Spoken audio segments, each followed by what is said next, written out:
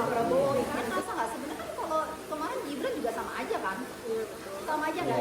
Tapi juga nggak ada yang berisik tuh, ya nggak?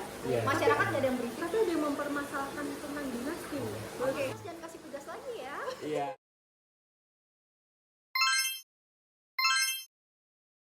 Halo semuanya, aku Gita. Dan aku Agus. Baik, di sini kita bakal ngobrol-ngobrol asik nih, Gus. Ya, tapi topik kita hari ini apa gitu? Kalau belum tahu. Cukup menarik. Ini tentang politik. Politik. Iya, Oke, betul. berarti menarik banget ya. Apalagi ini tahun 2024, di mana tahun ini adalah tahun politik ya, kontestasi politik di Indonesia. Tapi gitu, seperti yang teman-teman lihat ya, di sini kita ngobrolnya pasti nggak cuma berdua, Karena tentu kali ini kita mengundang orang spesial nih, Gus. betul, narasumber spesial yang mungkin teman-teman sebagian udah kenal, tapi mungkin sebagian belum ya. Wanita cantik, masih muda tapi udah terjun ke dunia politik. Betul. Langsung kenalan Langsung aja nggak kenalan sih? aja. Ya. Boleh Kak kenalan dulu. Halo semuanya. Hai. Halo Ayu. Halo Kak Ayu. Dari mana nih Kak? Dari Mercu Buana, Dari Yogyakarta. Mercubuana juga. Dan fun fact-nya adalah Kak Ayu ini adalah Teman teman sekelas kita ya. Jadi basa-basi doang yang kenalan kita. Iya benar. Oke, Kak Ayu nih, aku ada mungkin Apa kita tuh? ngobrol santai aja ya. Iya dong.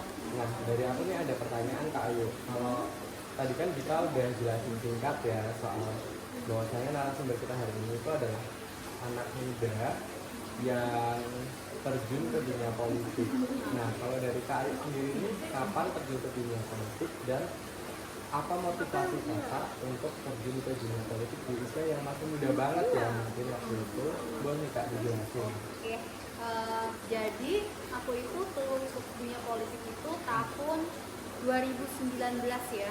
Ya, Mungkin waktu itu umurku sekitar 5 tahun lalu lah ya. Iya, 5 tahun 23, Masih muda ya? 24 Cukup ya, muda. makanya Iya. itu kan.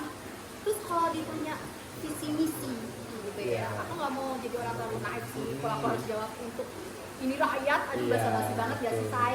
Ya nggak sih, ya jujur aja waktu itu memang aku pengen di dunia politik itu karena selain memang aku ada minat, aku juga pengen cari relasi gitu, dan pengen cari pengalaman lah. Ya, jadi ininya adalah Kak Ayu tuh waktu itu masih 23 tahun ya? Iya, Sangat muda ya. Muda Untuk banget ya tuh. usia segitu itu masih mau giling sana sini itu Iya. masih tinggi gitu. Iya, Tapi iya. Mbak Ayu kok udah mau masuk gitu ke Iya. terjun ke dunia politik. Karena aku juga udah mikir kan, memang kita tuh harus cari relasi tuh segini mungkin. Betul. Karena namanya rezeki itu kan nggak sekedar uang ya, Iya. tapi teman dan lain-lain itu kan benar rezeki. Jadi aku pikir kalau masuk dunia politik itu salah satu link yang cukup baik lah untuk kita cari relasi sebanyak mungkin, ya nggak sih? Betul, berarti Mbak Ayu ini emang tipe orang yang dia berpikir dalam jangka panjang ya, Iya, untuk benar. jangka panjang. Cukup menarik ya. Iya, Kalian menarik tertarik banget nggak? ini. Aku Hmm, Iya, masih pikir Masih ya. lah ya. Kita pikirin dulu kali ya. oke, terus cukup menarik nih. Kalau menurut pandangan Mbak Ayu nih, bagaimana tanggapan Mbak Ayu melihat pemilih zaman sekarang yang FOMO memilih paslon ini itu gitu? Gimana menurut Anda? oke.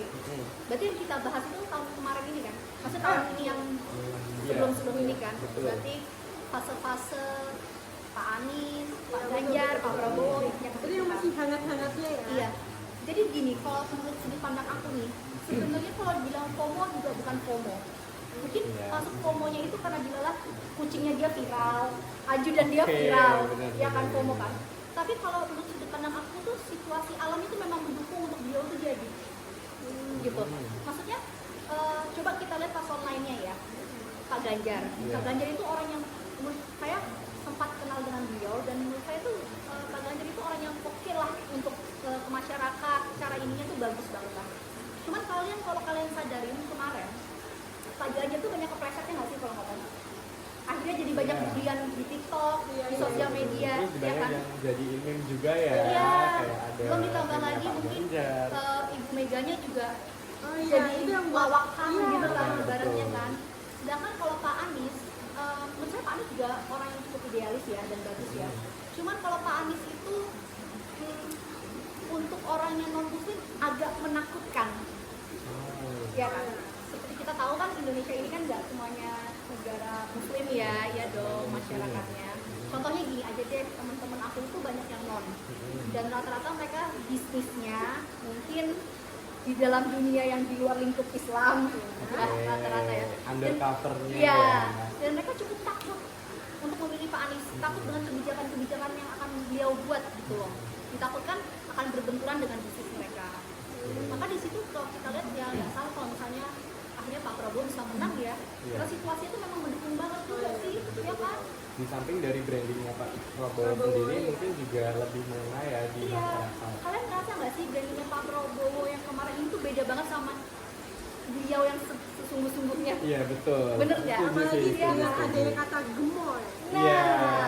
padahal kalau misalnya kita tarik ke tahun-tahun zaman bahulanya, Heeh. kesannya beliau itu kan sosok yang menyeramkan, Betul. ya kan?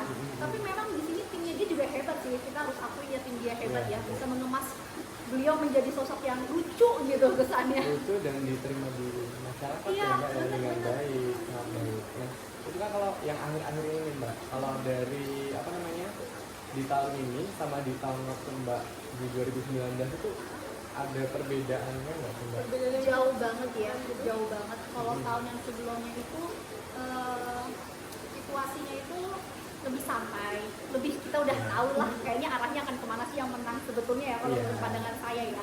Tapi kalau tahun ini tuh lebih seru, lebih panas, Iya, karena lebih panas. sosial media juga lebih bekerja juga ya Iya, tahun ini ya, ya kan? lama gitu ya, sosial media. Dan juga kandidatnya juga seru-seru gitu ya. Karena di tahun ini mungkin juga ada karena ada 3 paslon ya, Iya. dan di tahun 2019 hanya Betul. Mbak.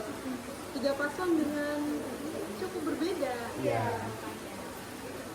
Dan mungkin sebagian masyarakat mungkin akan menebak kayak "Oh, mungkin nanti yang menang paslon ini Iya. karena Juga ada ramalannya lah ya juga. Ya udahlah yang paling dominan gitu ya di antara tiga-tiga ini. Iya. Gitu. Oke Mbak Ayu. Kalau Mbak Ayu tuh di 2019 ya berarti ya.